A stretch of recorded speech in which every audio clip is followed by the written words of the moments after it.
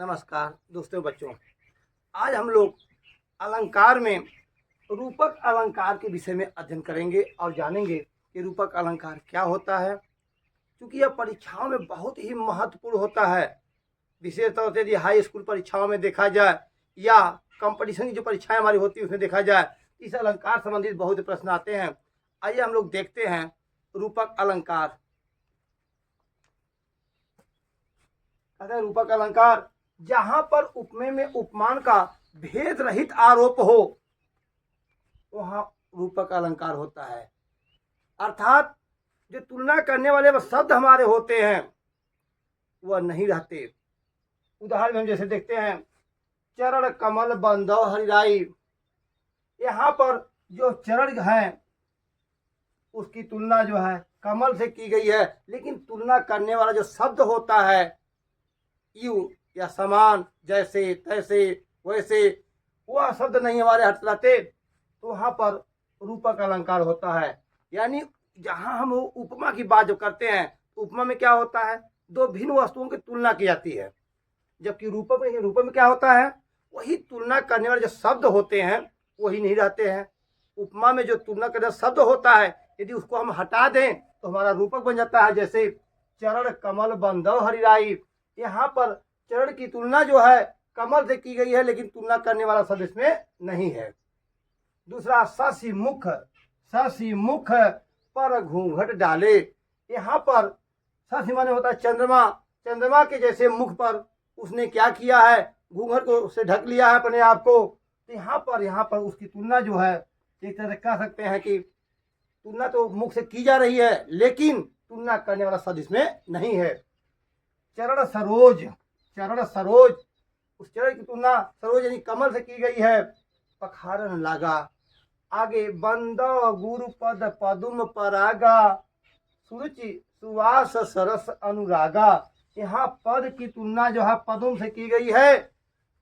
तुलना करने वाला जो शब्द होता है I like so such are it for comparison कहते हैं, वो तुलना करने वाले शब्द हमारे इसमें नहीं है। यहाँ पर रूपक अलंकार दिखाई दे रहा है। अगला उदाहरण हमारा है उदित उदय गिरि मंच पर रघुवर बाल पतंग, विकसे संत सरोज सब हर से लोचन भृंग। इसमें हम लोग देख रहे हैं कि जो तुलना करने वाला शब्द इसमें भी दिखाई दे रहा है नहीं है, यहाँ पर भी क्या है, रूपक अलंकार है।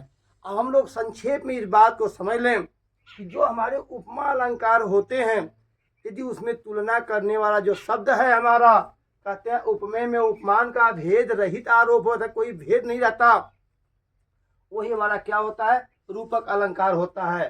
अर्थात इसे उपमेय क्या होता है और उपमान क्या होता है, कहते हैं उपमेय जिसकी तुलना की जाती है वह उपमेय होता है, और जिससे तुलना की जाती है वही क्या होता है, उपमान होता है।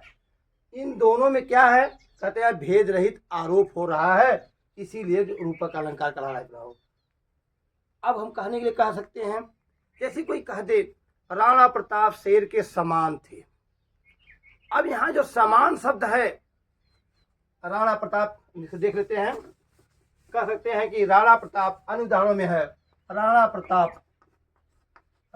प्रताप शेर के समान थे, शेर के समान। अब यहाँ देखिए समान थे, अगर हम लोग यही जो समान शब्द लगा रहे हैं, यहाँ जो तुलना कर रहे हैं राणा प्रताप की शेर से, यही समान शब्द को यदि हम हटा दें तो हमारा रूपक अलंकार हो जाएगा राणा प्रताप शेर थे। चंद्रमुखी